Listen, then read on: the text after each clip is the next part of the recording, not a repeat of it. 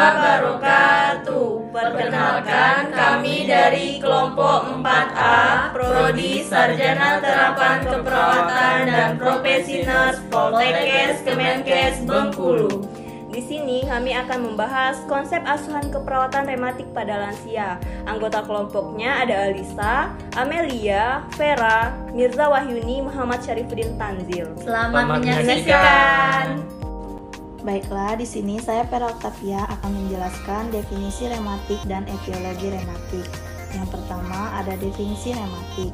Penyakit rematik adalah penyakit sendi yang disebabkan oleh peradangan pada persendian sehingga tulang sendi mengalami destruksi dan deformitas serta menyebabkan jaringan ikat akan mengalami degenerasi yang akhirnya semakin lama semakin parah. Kemudian yang kedua ada etiologi rematik. Penyebab rematik hingga saat ini masih belum terungkap, namun beberapa resiko untuk timbulnya rematik diantaranya yaitu seperti umur, jenis kelamin, genetik, suku, dan kegemukan atau obesitas. Baiklah, di sini saya Mirza Wahyuni akan melanjutkan materi yang telah dibacakan tadi. Adapun materi yang akan dibacakan yang pertama ada klasifikasi dan patofisiologi rematik. Yang pertama, klasifikasi rematik. Ditinjau dari lokasi patologis, maka jenis rematik tersebut dapat dibedakan dalam dua kelompok, yaitu rematik artikular dan rematik non-artikular. Rematik artikular atau artritis atau radang sendi merupakan gangguan rematik yang berlokasi pada persendian. Di antaranya meliputi artritis reumatoid, osteoartritis, polimialgia rematik, dan artritis gout. Rematik non-artikular atau ekstra-artikular yaitu gangguan rematik yang disebabkan oleh proses di luar persendian, di antaranya bursitis, fibrositis, dan sciatia. Berikutnya patofisiologi rematik. Peradangan artritis berlangsung terus-menerus dan menyebar ke struktur-struktur sendi dan sekitarnya termasuk tulang rawan sendi dan kapsul fibrosa sendi. Ligamentum dan tendon meradang.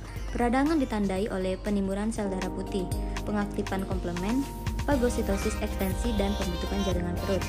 Peradangan kronik akan menyebabkan membran sinovium hipertrofi dan menebal sehingga terjadi hambatan aliran darah yang menyebabkan nekrosis sel dan respon peradangan berlanjut. Sinovium yang menebal kemudian dilapisi oleh jaringan granular yang disebut vanus.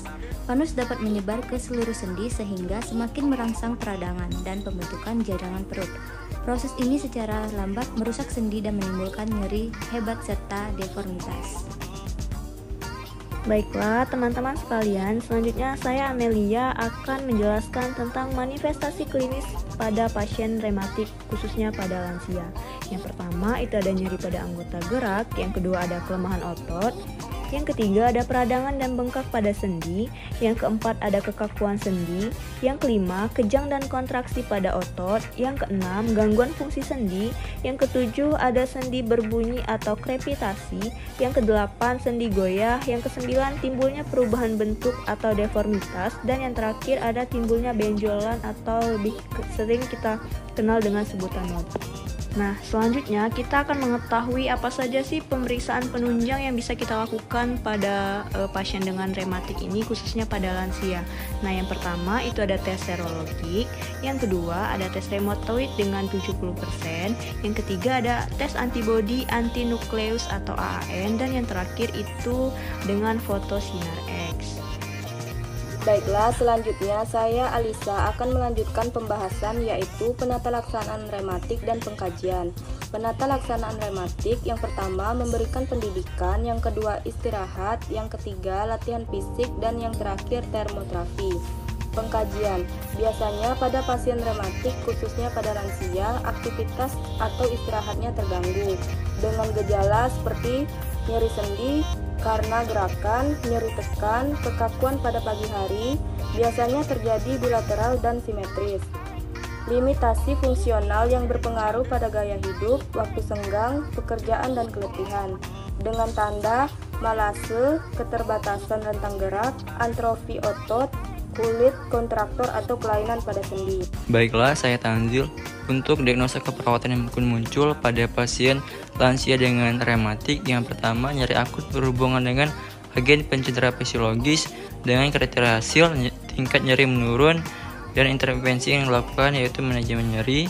Yang kedua, gangguan mobilitas fisik berhubungan dengan kekakuan sendi dengan kriteria hasil mobilitas fisiknya meningkat dan intervensinya itu dukungan mobilisasi.